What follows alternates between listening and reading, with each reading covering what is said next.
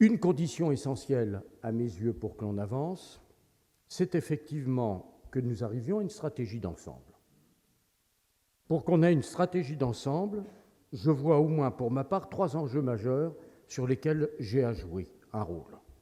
Avec les services de l'État, parce que je dis « je » et non pas « nous », j'aurais eu peur que vous vous trompiez sur l'expression de la première personne du pluriel, alors que c'est effectivement une conviction que c'est « nous », et que je veux dire « je » parce que je pense que les acteurs que vous êtes et que vous représentez ont besoin d'une identification claire et ont besoin d'une garantie que quand ils s'adressent à la sphère de l'administration d'État, ils n'ont pas à jouer tout le clavier de l'orgue, ses multiples registres et ses multiples claviers, mais qu'ils peuvent s'adresser et qu'ils peuvent, j'allais dire aussi, quasi contractualiser.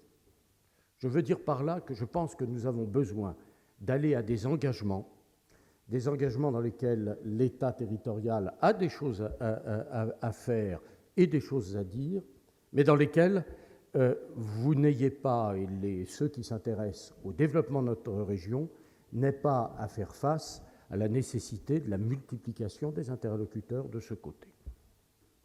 C'est en premier lieu de conforter la place de Paris au premier plan de la compétition internationale que se livrent les grandes métropoles, en donnant ou en contribuant à donner de la visibilité, et une visibilité qui n'est pas celle de l'image, parce que Paris a l'image qu'il faut dans le monde, mais une visibilité institutionnelle simple. C'est pour cela que du côté de l'État, je parlais d'unité.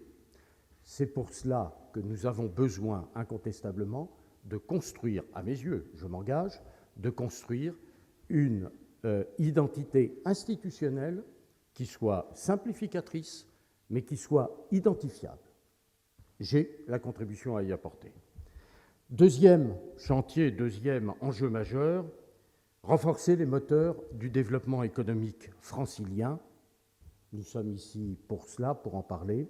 Je suis donc là aussi pour écouter, pour entendre.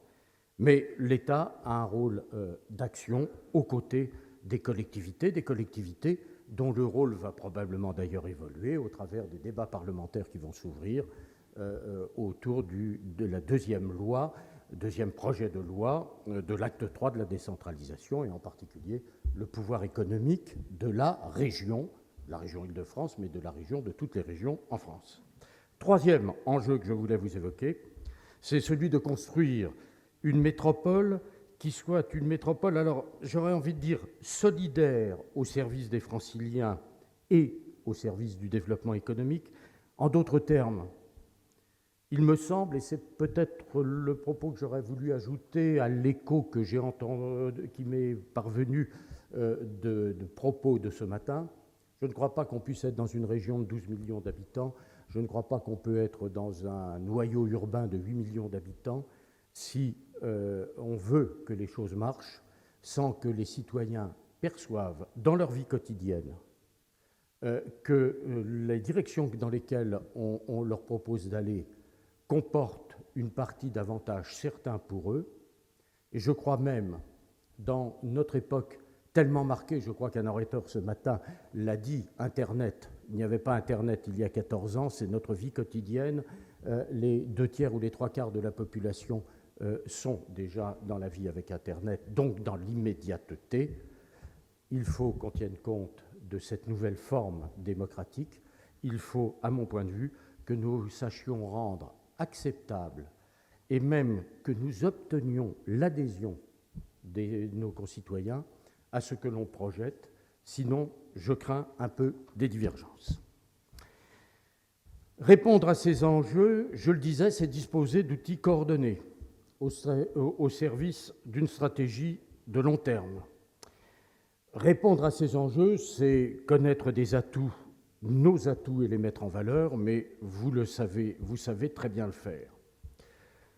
Première idée, première action, une dynamique métropolitaine que l'on doit soutenir pour que nous soyons à la hauteur des enjeux mondiaux, et je ne dirais pas seulement des attentes mondiales, parce que nous n'avons plus à attendre pour qu'on vienne à Paris, nous devons être actifs pour qu'on y vienne, pour qu'on y reste ou pour qu'on ait envie d'y venir.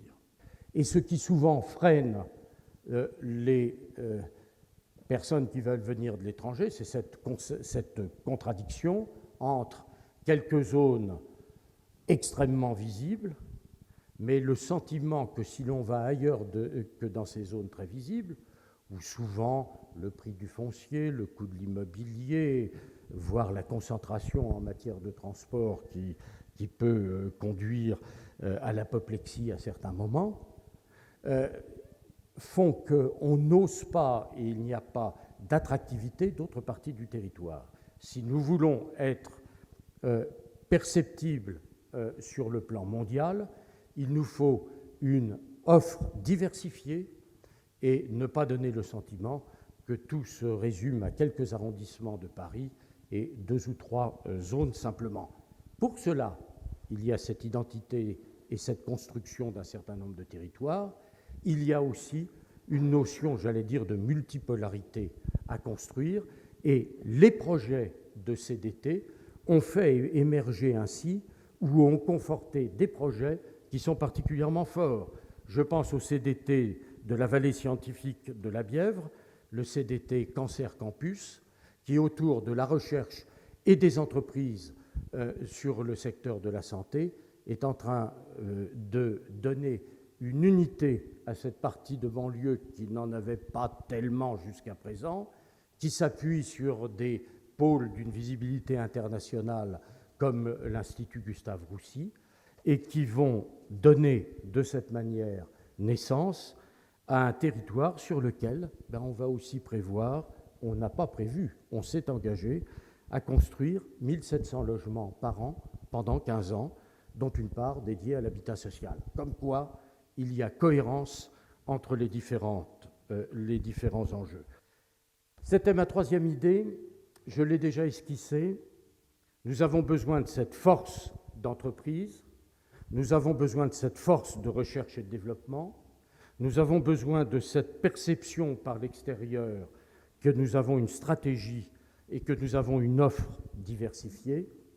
Mais je crois profondément aussi que cette dynamique métropolitaine, elle est conçue au service des habitants et que la mettre au service des habitants, c'est donner la garantie d'une adhésion de nos concitoyens au projet qu'on leur donne en la matière. Et je pense que c'est le rôle notamment de l'État, garant des principes républicains, que de veiller à ce qu'aux 2 premiers objectifs se joigne bien ce troisième. Il y a dans le Grand Paris une idée de solidarité qui actuellement se vit mal lorsque nous regardons nos collaborateurs arriver le matin après des conditions de transport que je n'ai pas besoin de redécrire. Le transport, c'est la colonne vertébrale pour la construction de ce nouveau Grand Paris, pour la construction métropolitaine, pour la construction d'une économie rénovée, mais aussi pour une société qui soit moins dure avec celles et ceux qui sont des agents contribuant à la faire vivre. La Société du Grand Paris a organisé, au-delà de ce que les textes en matière d'enquête publique impliquent, elle a organisé un certain nombre de débats. Elle a organisé quasiment, j'allais dire, des retours sur le terrain autour des projets qui ont permis aux élus, mais aussi à leurs concitoyens, de s'exprimer sur ces sujets et de faire valoir dans les 2 sens, et non pas seulement du haut en bas comme on le fait quand on présente des projets, de faire valoir ce qu'ils attendaient de ces nouveaux investissements, ce qu'ils en craignaient éventuellement, mais de s'exprimer et d'avoir le sentiment d'être entendus. Et c'est un sujet sur lequel je voulais, en conclusion, mettre l'accent, c'est que je pense que dans une société moderne, innervée comme elle l'est par l'immédiateté de l'information et la capacité d'expression individuelle que permettent les réseaux sociaux et toutes les formes modernes de communication, il est important de voir comment continuer à créer du consensus, de l'adhésion autour des projets extrêmement importants que nous sommes en train de construire. Et il n'y a pas incompatibilité l'exemple du travail fait par la SGP, bien au contraire. Les discussions qui ont eu lieu ont toujours été très positives parce que lorsqu'on donne à nos concitoyens la possibilité de participer à l'évocation de leur destin, ils sont au fond parfaitement intéressés à le faire sous un angle très positif. Plus l'engagement sera fort et unanime, plus les choix qui sont des choix politiques seront faciles à faire. Et c'est pour ça que je mettais cet accent sur ce dernier point dans mon propos. Car il s'agit de choix. En n'oubliant pas que lorsqu'on est sur des programmes d'investissement comme ceux que l'on a dans le domaine des transports, plus de 26 milliards d'euros, il y a quand même des tableaux financiers à établir. Il y a une difficulté qu'il ne faut pas mésestimer, moi en tout cas je la sens, c'est que lorsqu'on a construit au début du siècle dernier, des gens de ma génération ont du mal à le dire, c'était le siècle dernier, mais c'est comme cela, le réseau métropolitain de Paris. Pour moi, il y a deux différences fondamentales. Regardez les photos des vieux albums. On a éventré la rue de Rivoli, ça ne gênait que quelques cochers qui faisaient le tour par la rue Saint-Honoré probablement. Imaginez que pour la construction de notre nouveau réseau, on décide de faire la même chose et de fermer un certain nombre de grandes artères au travers de notre région et de notre agglomération capitale pendant 2 ans, histoire de pouvoir aller plus vite. Je m'excuse d'être aussi médiocre et concret en vous l'évoquant, mais ayons quand même en tête aussi que cette économie moderne est un peu plus fragile, nécessite toujours de protéger les différents aspects de ces réseaux. Nous avons là des investissements que nous faisons qui sont des investissements à amortir sur plusieurs dizaines d'années. Et une des difficultés quand même que l'on rencontre, me semble-t-il, pour pouvoir accélérer, c'est de réussir à mobiliser des ressources financières qui aillent au-delà des durées qui sont les durées maintenant communément adoptées et pratiquées et qui sont inférieures à la durée d'amortissement de nos travaux. Alors, ce que je voulais dire par là, ce n'est pas du tout une limite que je pose, mais c'est dire qu'on a des chantiers, y compris ceux-là qui sont ouverts devant nous. Je suis personnellement convaincu qu'il y a au moins des points sur lesquels il faudrait que l'on accélère et qui seraient de belles rentabilités économiques. Mais mesdames, messieurs, vous voyez, le préfet ne peut pas tout. Il a besoin, ne serait-ce qu'à ce titre, non seulement de l'entraînement et de l'incitation de tout le monde, mais de quelques bons experts pour réussir à franchir des obstacles qu'il faut quand même désigner. Merci.